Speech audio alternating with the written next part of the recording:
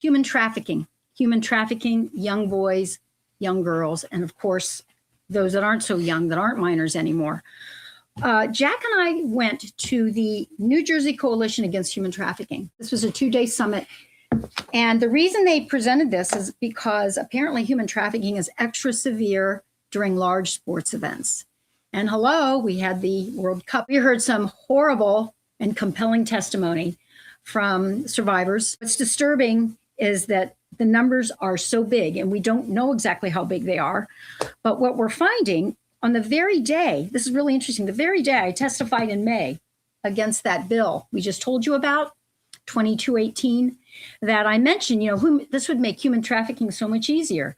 I get home, and in the news that night, they're talking about a human trafficking ring in Maple Shade, Pensacola, New Jersey, 13 arrests that they'd been following for a year. So you can't catch up with these people very quickly. They're wily. They know what they're doing. They can come across the border and seem like one of your nice neighbors, by the way. So the human trafficking is very serious. The DOJ, and I think Fox, when they covered this story, they located recently 146,000 children who are unaccounted for who'd come across the border. 146,000.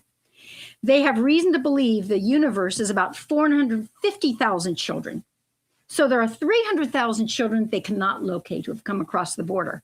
Now, if you think there's a political motivation, even Joe Biden's DOJ brought this up, Department of Justice in August 2020, before Trump came in, the August before he came in. Mm-hmm. They already were looking at this.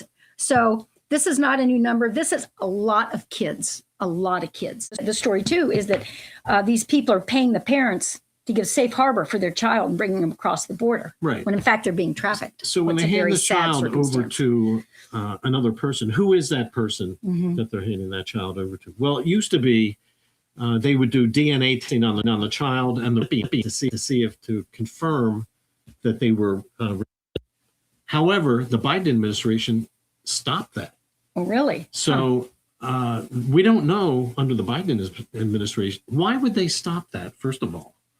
Why would they not want to confirm that this child is a family member? They stopped doing that. And so now we don't know who we handed those kids over to. And that means of the million that came into New Jersey, how many were children? And God knows who we handed those kids over to. We don't know.